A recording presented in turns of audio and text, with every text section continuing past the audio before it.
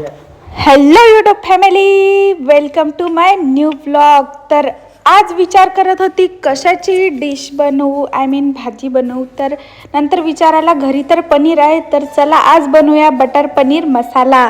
त्यासाठी तुम्ही व्हिडिओमध्ये कंटिन्यू राहा आणि हो, चॅनलला सबस्क्राईब करायला विसरू नका।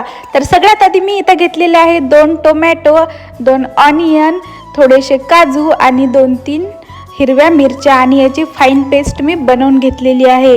सोबतच मी इथे घेतलेला है 100 ग्राम पनीर, क्योंकि हमको बनाना है पनीर की भाजी। तो इसलिए मैंने यह ले लिया है पनीर और गैस पे रख दिया है मैंने पैन। और पैन मध्ये टाकला मी ना थोड़ा सा ऑयल, और ऑयल को सगळीकडे ऐसा पसरने का और उसमें डालने का पनीर के क्यूब।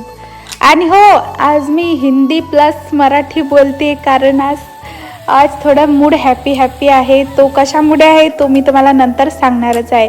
तर मी याच्या पॅनमध्ये पनीर टाकला आणि गोल्डन क्रिस्पी होईपर्यंत चांगल्याला आपल्याला गोल्डन भाजून घ्यायचं आहे। त्यानंतर मी परत पॅनमध्ये टाकला आहे ऑइल आणि त्याच्यामध्ये परत आपल्याला टाकायचं आहे बटर, कारण आपल्या रेसिपीमध्ये बटर पनीर मसाला, तर बटर आपल्याला यूज करावंच लागेल। जर तुम्हाला नसेल आवडत तर तुम्ही नका टाकू।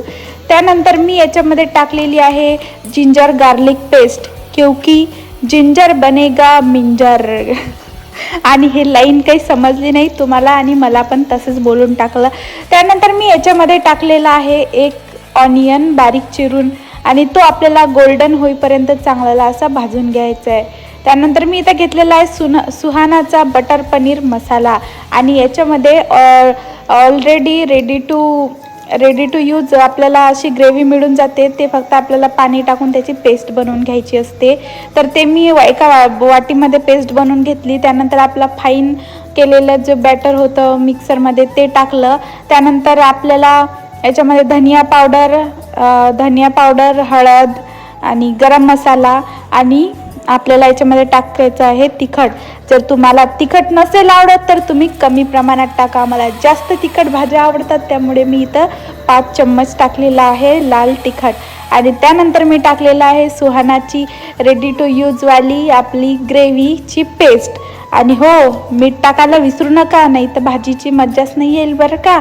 हो, तर आता याच्यामध्ये टाकले मी 1 वाटी गरम पाणी। आणि हो, पाणी तुम्ही गरमच यूज करत जा भाज्यांमध्ये, कारण जर तुम्ही भाज्यांमध्ये थंड पाणी यूज केलं तर त्यांची टेस्ट बिघडून जाते।